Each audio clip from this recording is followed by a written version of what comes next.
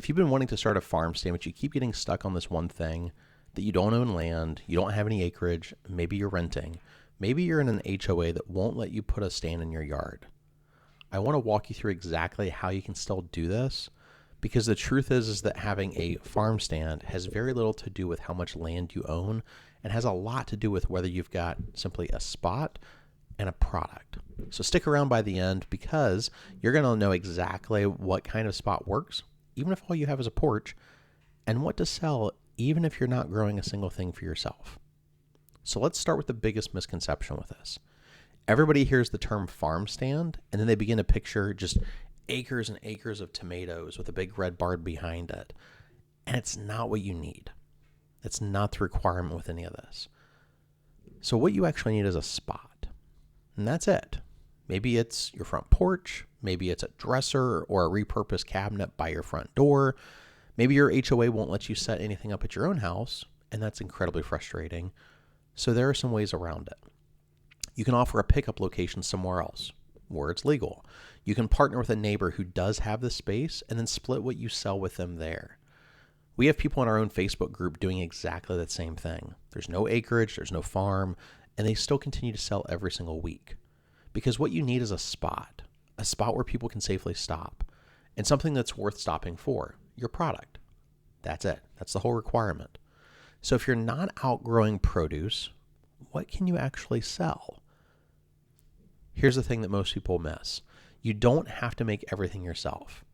So as an example, we carry products in our farm stand. We have honey that's been sourced from a local beekeeper. We have maple syrup that's available from a local maple syrup supplier.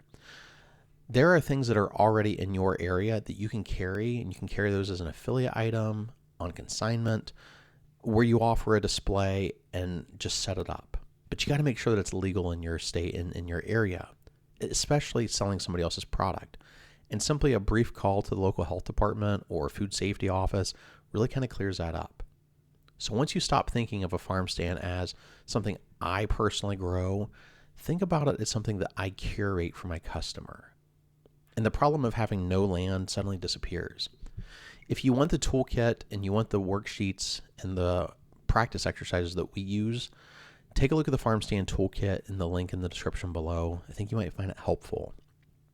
The next part still even applies, even if you don't have a front porch. Cottage food laws. So cottage food laws do not care whether you are on 40 acres or you have a balcony or you have no space at all. Baked goods, jams, jellies, things like that. The cottage food laws for your state, it's not complicated, but it really just helps to explain what's available. Because the reality is that whether it's breads or cupcakes or cookies or jams or jellies, it doesn't really matter what it is. But what you need to be aware of is there are rules that you have to follow.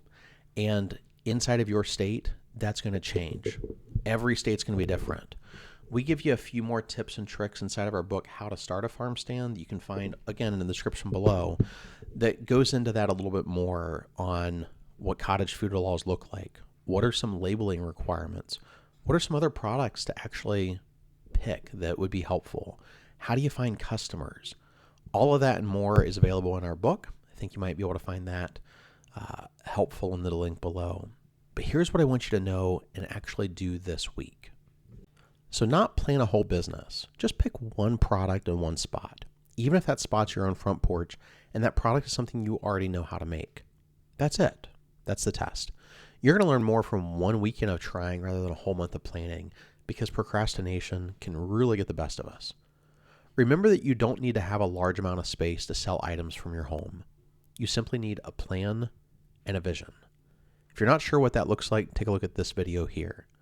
If you already have your product and idea in mind and are wondering how to attract customers to your farm stand without feeling sleazy, this next video is for you.